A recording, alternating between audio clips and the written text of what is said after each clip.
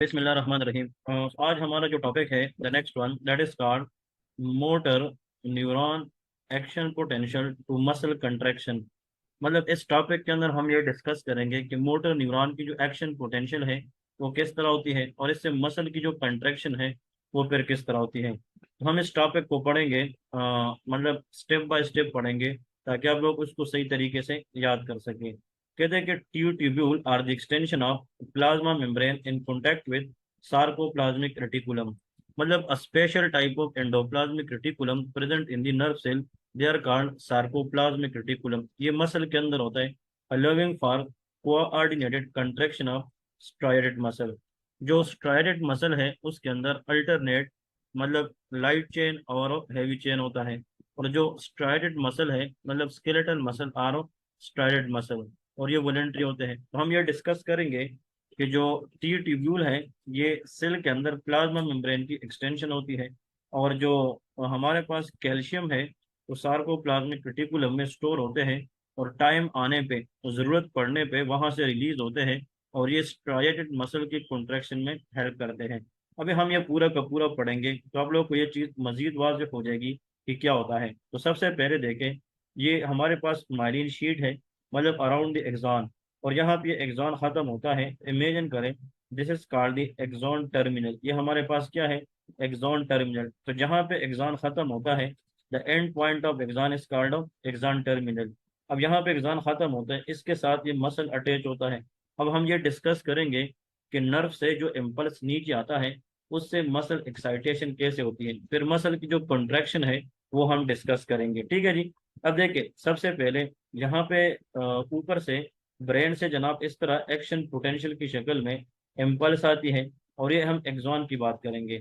और जो action potential आती है नीचे, तो फिर यहाँ पे जो एक्सॉन की मेम्ब्रेन है उसमें ये कैल्शियम चैनल होते हैं। The first step you have to remember कि in the pre synaptic axon, ये जो एक्सॉन मेम्ब्रेन है उसमें कैल्शियम चैनल होता है, और ये कैल्शियम चैनल जो इम्पल्स ऊपर से आता है उसके जरिए कैल्शियम चैनल ओपन होते हैं, और ये फिर कैल्शियम अंदर आती है। और ये कैल्शियम क्या करता है, जो एसिटाइल कोलिन है मतलब जो न्यूरोट्रांसमीटर है, ये वेजिकल के अंदर स्टोर होता है। तो कैल्शियम क्या करता है कि इस वेजिकल से एसिटाइल कोलिन को लेकर यहाँ पे लाते हैं ताकि वो यहाँ से क्या करे, रिलीज करे। तो हमने पहले स्टेप में पढ़ा कि जो एक्शन पोटेंशियल है, जो ऊपर से इम्पल्स आती है, they will open the pre synaptic voltage gated calcium channel, and this calcium channel will inducing acetylcholine to release from the acetylcholine vesicle. Vesicle are those structure which store acetylcholine. ये acetylcholine को store करता है, और इस vesicle से acetylcholine को release करना that is dependent upon the calcium entry. और जो कैल्शियम एंट्री है वो किस पे डिपेंड करता है, एक्शन पोटेंशियल पे। अब जब एसिटाइलकोलिन रिलीज हो ही गया है, तो फिर इस मसल के ऊपर एसिटाइलकोलिन के रिसेप्टर होते हैं जिनको हम एसिटाइलकोलिन रिसेप्टर कहते हैं, that is present in the motor end plate of the muscle. अब देखें, ये जो एक्सॉन है ये प्री साइनेप्टिक स्ट्रक्चर है, और जो मसल है ये पोस्ट साइनेप्टिक स्ट्रक्चर होता है। तो जो पोस्ट साइनेप्टिक एसिटाइलकोलिन है, that will bind to the muscle on acetylcholine receptor, and that can cause depolarization at the motor end plate. और आप लोगों को पता है डीपोलराइजेशन का मतलब cell excitation, and when the cell is excite, तो फिर इस मसल के अंदर पोटेंशियल चलेगी depolarization travel over the entire muscle cell and deep into the muscle through T tubule। क्योंकि जो T tubule है, these are the extension of plasma membrane in the muscle that can connect one muscle cell and to another muscle cell। तो अभी तक हमने 3 steps पढ़े हैं, और हम इस डायग्राम को तब तक सीखेंगे जब तक इसको हम स्टेप बाय स्टेप ना पढ़ें। इसलिए हम इस डायग्राम को आराम आराम से पढ़ेंगे, बट हम स्टेप बाय स्टेप जाएंगे। अब यहाँ तक जब एसिटाइल कोलिन रिलीज हो गया है, तो वो post synaptic acetyl choline receptor पे काम करेगी, और ये मसल के अंदर चेंज लाएगी। अब जो चेंज होगी उससे सेल की जो मसल सेल है उसकी कॉन्ट्रैक्शन होगी। अब देखे, होता है फोर्थ नंबर स्टेप में कि जो मेम्ब्रेन डीपोलराइजेशन है, that will induce conformational changes mean structural changes in the voltage sensitive dihydropyridine receptor। जो DHPR है, that is called dihydropyridine receptor। इसके अंदर कैल्शियम क्या होगी, स्ट्रक्चरल चेंजेस आएगी मसल की डीपोलराइजेशन से, and that will lead to coupled with ryanodine receptor that releases calcium from sarcoplasmic reticulum। अब ये सार्कोप्लाज्मिक रेटिकुलम है इस साइड पे। Sarcoplasmic reticulum is the special type of endoplasmic reticulum present in the muscle cell. इसका मतलब ये है कि मसल के अंदर जो स्पेशल टाइप एंडोप्लाज्मिक रेटिकुलम है, इसको हम सार्कोप्लाज्मिक रेटिकुलम कहते हैं। उससे कैल्शियम रिलीज होगी राइनोडिन रिसेप्टर एक्टिवेशन की वजह से, जिससे मसल की क्या होगी, कंट्रैक्शन होगी। अब इसके बाद जब ये कैल्शियम मसल में रिलीज होती है तो ये कैल्शियम फिर नीचे आती है। तो नीचे जो है मसल के अंदर हमारे पास दो चीजें हमें समझनी है। अब देखिए यहाँ से बेहतर यह है कि हम नीचे डायग्राम पे फोकस करें और इस डायग्राम को सीखने की कोशिश करें। If we know this diagram we will know everything.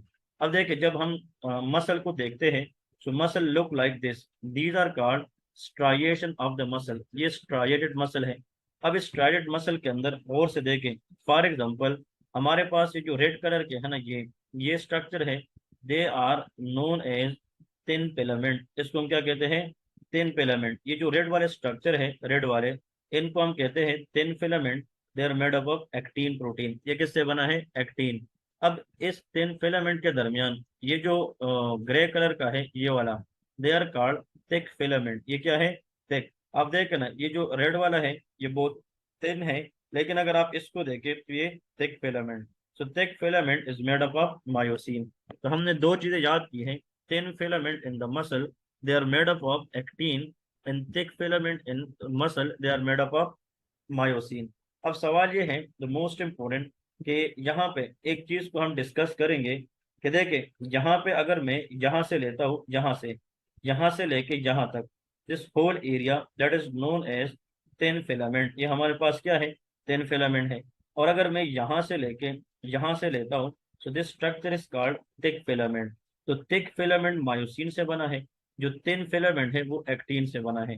अब उसमें आप लोगों ने समझना ये है द मोस्ट इम्पोर्टेंट, कि हमारे पास ये जो एरिया है, इस थिक फिलामेंट के दरमियान ये जो लाइन इन लोगों ने ड्रा की है, that is known as H band. इसको हम क्या कहते हैं, एच बैंड। और जो एच बैंड है उसके अंदर एम लाइन होता है। क्या होता है, एम लाइन होता है। और द मोस्ट इम्पोर्टेंट वन, आप लोगों को पता होना चाहिए कि जो मायोसिन है, जो थिक फिलामेंट है, इसका जो डार्कर एरिया होता है इसको हम ए बैंड कहते हैं, और जो लाइटर एरिया है इसको हम आई बैंड कहते हैं। So lighter area is called I band, darker area is called of A band. और the distance between two I band, इसको हम क्या कहते हैं, sarcomere, which is known as contractile unit. ये क्या है, कंट्रेक्टाइल। यहाँ पे ये एक हमारे पास जेड लाइन है और ये भी जेड लाइन है, और दो जेड लाइन के दरमियान जो स्पेस है उसको हम कंट्रेक्टाइल यूनिट कहते हैं, that is called of sarcomere. तो आप लोग को सबसे पहले ये पता होना चाहिए कि थिक फिलामेंट किससे बना है, थिन फिलामेंट किससे बना है, फिर इसके अंदर हमारे पास कौन कौन सी लाइन मौजूद है।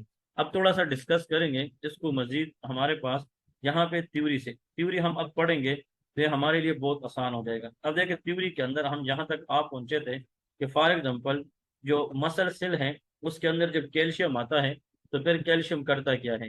देखिए tropomyosin is a blocking myosin binding site on the actin filament. इसका मतलब यह है कि जो एक्टिन फिलामेंट है, जो एक्टिन फिलामेंट है, थिन फिलामेंट, इसके ऊपर मायोसिन जो है वो अटैच होगा।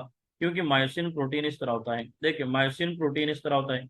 This part of the myosin is called of myosin head, और ये हमारे पास टेल होता है। तो जो मायोसिन प्रोटीन है it has tail as well as the head. अब जो मायोसिन हेड है they try to attach with the actin filament, लेकिन होता यह है कि जो एक्टिन है that is block by tropomyosin. तो ट्रोपोमायोसिन का काम ब्लॉक करना है myosin binding site on the actin filament. लेकिन होता यह है कि एक्चुअली जब कैल्शियम आता है, कैल्शियम, तो कैल्शियम क्या करता है कि ट्रोपोमायोसिन को यहाँ से हटाता है। भाई ये स्टेप बहुत इंपॉर्टेंट है कि जो ट्रोपोमायोसिन है, ये tropomyosin they block the myosin binding site on the actin filament. क्योंकि जो एक्टिन प्रोटीन है उसके ऊपर हमारे पास किसने अटैच होना है, मायोसिन। लेकिन मायोसिन अटैच होने के लिए जो स्पेस होता है that is block by which one, tropomyosin. अब जब तक ट्रोपोमायोसिन हम नहीं हटाएंगे तब तक जो है मायोसिन बाइंडिंग साइड पे एक्टिन जो है उसके ऊपर अटैच नहीं होता है। अब सवाल यह है जो कैल्शियम है, calcium that will bind to troponin, ये ट्रोपोनिन रिसेप्टर को अटैच होता है which will shift tropomyosin to expose myosin binding site. अब दो चीजें आप लोगों ने समझ ली हैं। सबसे पहले क्या था, कि जब प्री साइनेप्टिक न्यूरॉन में एक्शन पोटेंशियल आया तो वहां से कैल्शियम चैनल ओपन होके कैल्शियम जब अंदर चला गया तो फिर कैल्शियम वेजिकल से एसिटाइल कोलिन को रिलीज किया। फिर एसिटाइल कोलिन ने क्या किया, एसिटाइल कोलिन जो स्टोर वेजिकल थे वहां से जनाब रिलीज हो गया और उसने एक्शन पोटेंशियल क्रिएट करके पोस्ट साइनेप्टिक मसल को डीपोलराइज कर दिया। उसके बाद नेक्स्ट ये हुआ कि सेल के अंदर कैल्शियम जो सार्कोप्लाज्मिक रेटिकुलम में स्टोर थे वहां से रिलीज हो गए और ये जो कैल्शियम है उसने ट्रोपोमायोसिन को हटाया और जो मायोसिन बाइंडिंग साइट है उसको एक्सपोज कर दिया। अब चट्टे नंबर 6 नंबर स्टेप में क्या होता है, myosin head bind strongly to actin that is called cross bridging. इसलिए कहते हैं जब कैल्शियम ने ट्रोपोमायोसिन को हटाया तो फिर जो एक्टिन है उसकी जो साइड है that is free or expose for the myosin. तो जो मायोसिन बाइंडिंग साइड है उस पर जब मायोसिन अटैच हुआ so that will release phosphate, ये फास्फेट रिलीज करता है और इस स्टेप को हम कहते हैं cross bridging or known as initiating the power stroke. इसको cross bridging, so the ability of myosin attach with actin filament which leads inorganic phosphate, this step is known as cross bridging. अब जब cross bridging होगी तो उसके बाद during the power stroke force is produce force is produce as myosin pull the thin filament. अब thin filament है, यहाँ पे ये थिन फिलामेंट है, इसके ऊपर अब इस तरह का मायोसिन हेड अटैच है। अब ये इस मायोसिन हेड जो है वो इसके ऊपर आगे पीछे होता है और इसको हमारे पास क्या करता है, पुल करता है। इसकी वजह से मसल की शॉर्टनिंग और रिलैक्सेशन होगी which is occur between H and I band which is the line between two Z, जिसको हमने क्या नाम दिया है, सार्कोमेर। लेकिन इसमें जो ए बैंड है, A that is always the same, ये कांस्टेंट है और आई बैंड के अंदर शॉर्टनिंग आती है। और इस स्टेज पे जब मायोसिन हेड एक्टिन पे अटैच है और ये इसको आगे पीछे टू एंड फ्रो मोशन कराता है, उस स्टेज के अंदर एडीपी रिलीज होता है at the end of the power stroke. तो पावर स्ट्रोक में यहाँ पे एडीपी रिलीज हो गया है। अब सवाल ये है कि जब एडीपी रिलीज होता है यहाँ पे न्यू एटीपी फिर अटैच होना शुरू हो जाता है। एटीपी जैसे एडिनोसिन ट्राइफॉस्फेट, एटीपी क्या है, एडिनोसिन ट्राइफॉस्फेट। तो अब होगा ये कि binding of new ATP molecule cause detachment of myosin head from actin और कैल्शियम इज रीसिक्वेस्टेड। अब जो एटीपी है, एटीपी ये क्या करेगी, इसकी बाइंडिंग से ये होगा कि जो मायोसिन हेड है उसको एक्टिन से दोबारा जुदा करना और उसको दोबारा नेक्स्ट साइकिल के लिए अवेलेबल करना। और इसमें लिखा है कि ATP hydrolyze in to ADP and inorganic phosphate which result myosin head returning to high energy position that is called cock position, इसका कहते हैं cock. And the myosin head can bind to a new site on actin to form cross bridge if the calcium is available. इसलिए कहते हैं कि जब तक myosin actin के साथ मिल ना सके तब तक मसल की कंट्रैक्शन पॉसिबल नहीं है। और आप लोगों को पता है जो एक्टिन है उसके ऊपर पहले से ट्रोपोमायोसिन होता है ताकि उस पर मायोसिन जो है वो अटैक ना करे। लेकिन जब calcium, it is the calcium, calcium वाहिद वो ट्रिगर है कि वो ट्रोपोमायोसिन को हटा के एक्टिन के ऊपर मायोसिन को बाइंड होने में हेल्प करता है। Once myosin is bind it will go and to and fro motion on the actin leading to contraction and relaxation of the muscle। फिर जब इतना रिलैक्सेशन और कंट्रैक्शन हो जाए that is enough for the body तो वहां पे new ATP bind होके उस मायोसिन हेड को एक्टिन से जुदा करके उसको न्यू जनाब साइट अटैच करवाता है अगर कैल्शियम अवेलेबल है और ट्रोपोमायोसिन को वो हटा सके और साइकिल रिपीट होता है। और reuptake of calcium by endoplasmic reticulum leads to ATPase like endoplasmic reticulum. अगर ये रीअपटेक करे तो फिर कैल्शियम की अवेलेबिलिटी तो नहीं होगी क्योंकि एंडोप्लाज्मिक या सार्कोप्लाज्मिक रेटिकुलम में जब कैल्शियम दोबारा स्टोर होने के लिए जाएंगे उस टाइम पे मसल की रिलैक्सेशन होती है। क्या होती है, मसल की रिलैक्सेशन। अब आते हैं इस थ्योरी को छोड़ के पूरा का पूरा डायग्राम हम सिरे से समझने की दोबारा कोशिश करेंगे। डायग्राम थोड़ा सा ट्रिकी है लेकिन आप फोकस करेंगे that will be super super easy to you guys, ये बहुत आसान भी है। मैं यहाँ से स्टार्ट लेता हूँ। सबसे पहले जब एक्शन पोटेंशियल ऊपर से आता है, एक्शन पोटेंशियल तो क्या होता है, in the pre synaptic neuron there is release of calcium. Calcium जो है वो बाहर से अंदर आएगी और कैल्शियम का काम यह है कि जो एसिटाइल कोलिन वेजिकल के अंदर स्टोर है उसको यहाँ तक लेके आके रिलीज करना। Once acetyl choline is release, second step में एसिटाइल कोलिन अपने रिसेप्टर पे अटैच होगा तो एक्शन पोटेंशियल होगी, मतलब मसल की डीपोलराइजेशन होगी और जब मसल की डीपोलराइजेशन होगी तो इस मसल के अंदर कन्फॉर्मेशनल या मतलब स्ट्रक्चरल चेंजेस आती हैं इन दी डाईहाइड्रोपिरिडीन रिसेप्टर। और जो राइनोडिन रिसेप्टर है वो कैल्शियम जो है सार्कोप्लाज्मिक रेटिकुलम से टी ट्यूब्यूल के जरिए क्या करेगा, रिलीज करेगा मसल फाइबर के अंदर। अब थोड़ा सा डायग्राम को नीचे लाते हैं, यहाँ तो कहानी आसान है, very very easy to understand. अब जब कैल्शियम नीचे आ ही गया है तो फिर इस कैल्शियम ने आगे करना क्या है, that is very easy to understand. अब ये जो कैल्शियम है इसने आगे ये करना है, फॉर एग्जांपल कैल्शियम क्या करेगा, अब ये एक्टीन है, एक्टीन, और इस एक्टीन के ऊपर अब ये क्या है, एक्टीन, इसके ऊपर हमारे पास इस तरह फॉर एग्जांपल एक प्रोटीन है जिसका एक टेल है और एक हेड है। This protein is called myosin. इस एक्टीन के ऊपर मायोसिन को अटैच होने के लिए रिसेप्टर होते हैं, लेकिन that is block by tropomyosin. तो we can say tropomyosin block the myosin binding receptor on the actin. लेकिन इस ट्रोपोमायोसिन को हटाना that is mainly done by the calcium.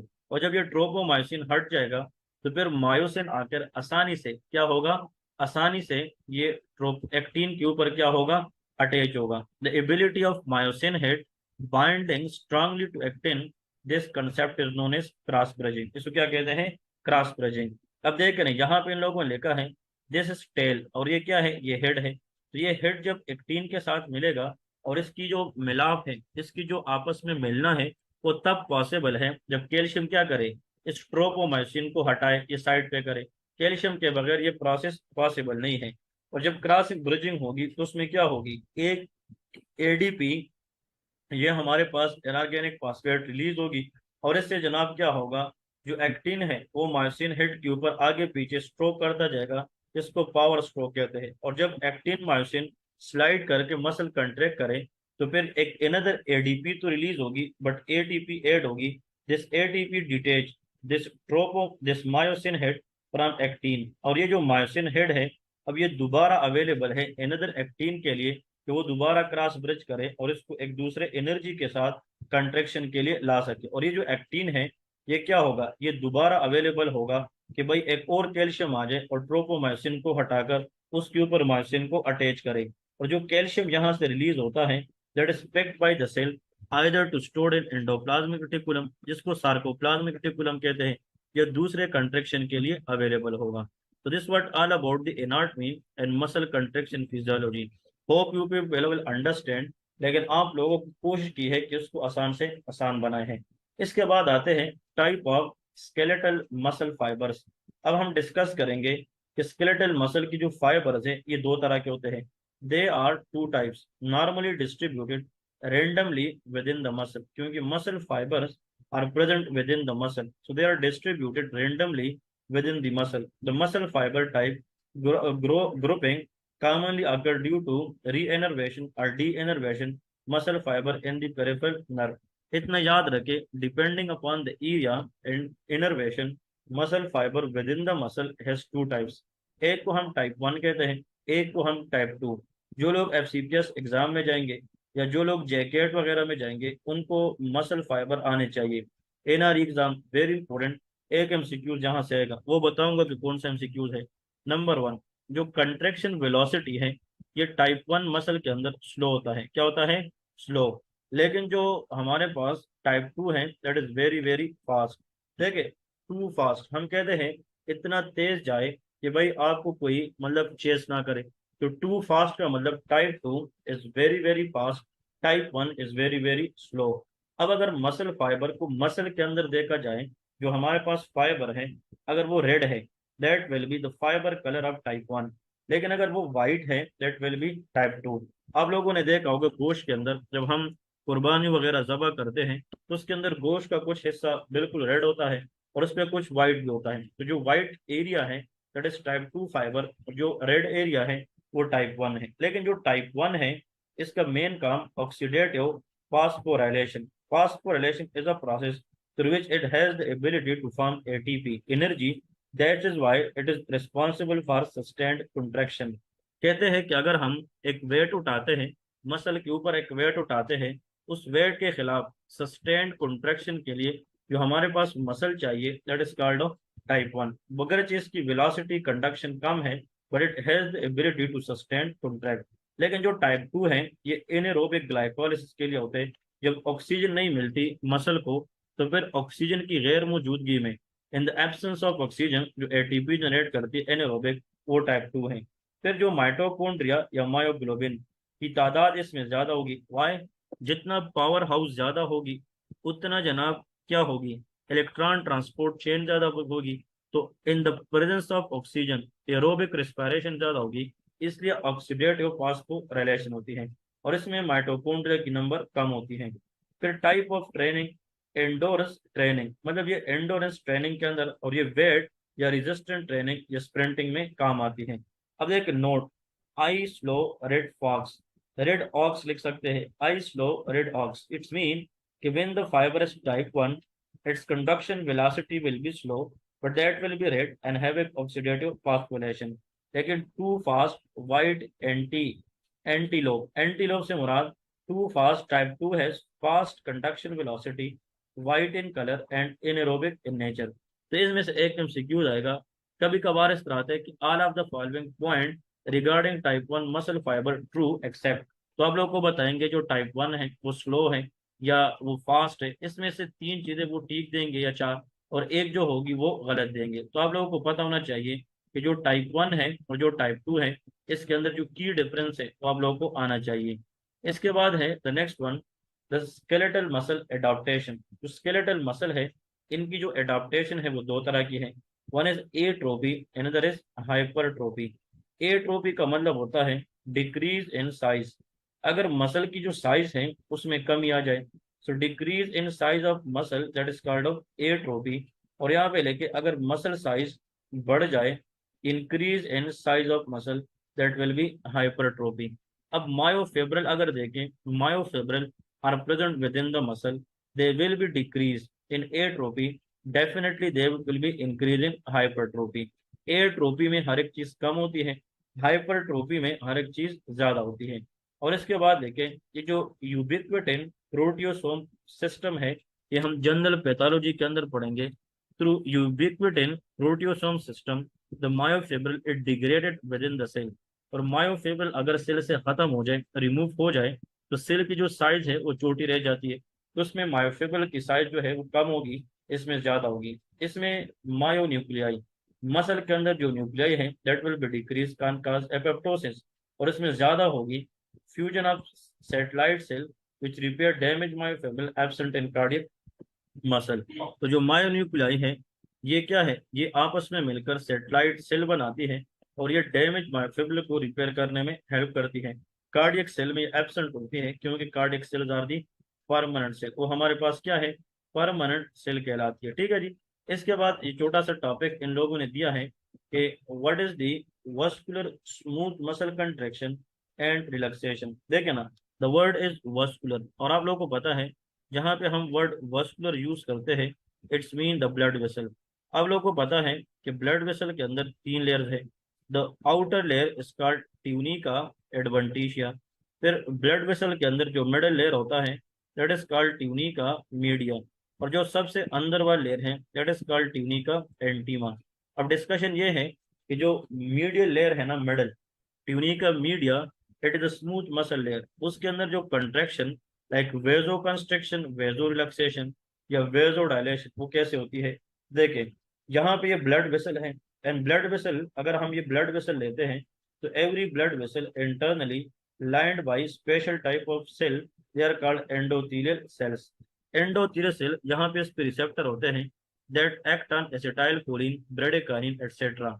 ये क्या करते हैं कि कैल्शियम को जनाब रिलीज करते हैं, और ये नाइट्रिक ऑक्साइड सिंथेज है।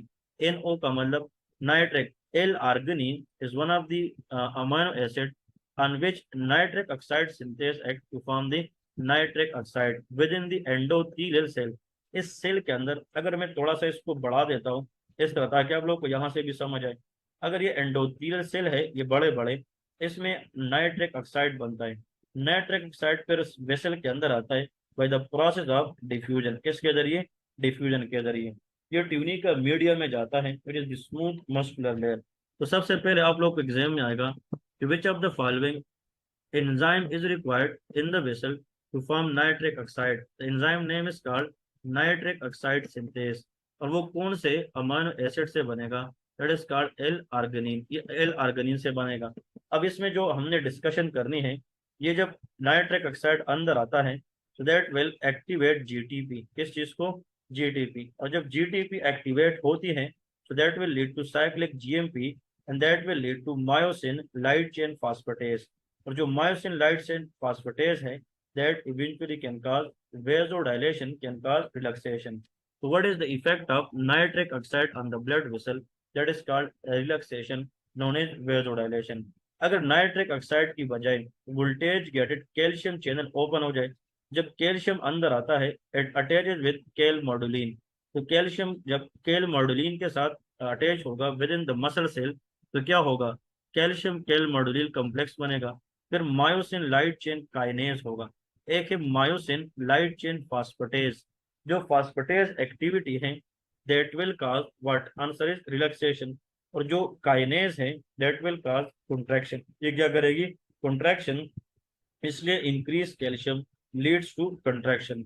तो आसानी से इतना याद रखें, the effect of nitric oxide on the blood vessel is vasodilation, but effect of the calcium on the blood vessel is vasoconstriction। ये सारा ये एक्टिन मायोसिन के जरिए होता है। ठीक है जी।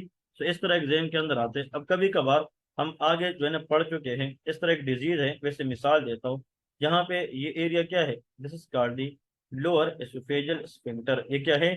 Lower oesophageal. इसमें जब टोन ज्यादा हो जाए, क्या ज्यादा हो जाए? टोन कंट्रैक्शन, तो प्रॉपरली हमारे पास रिलैक्स नहीं होगा। Failure of relaxation of lower oesophageal sphincter is called achalasia. तो इसके अंदर जो स्मूथ मसल है, अगर उसमें टोन बढ़ जाए, कंट्रैक्शन बढ़ जाए, तो ये प्रॉपरली हमारे पास फिर क्या नहीं होंगे? रिलैक्स नहीं होंगे। इन केस के अंदर हम ऐसा ड्रग देंगे जिससे हम यहाँ के मसल को रिलैक्स करें, तो उसका नाम भी नाइट्रिक ऑक्साइड है। So the effect of nitric oxide on the smooth muscle of the blood vessel, that is relaxation, vasodilation। और जो effect of calcium on the blood vessel है that can cause vasoconstriction leading to vasoconstriction or contraction। So hope you people enjoyed the topic। See you inshallah soon with the next topic। Allah Hafiz।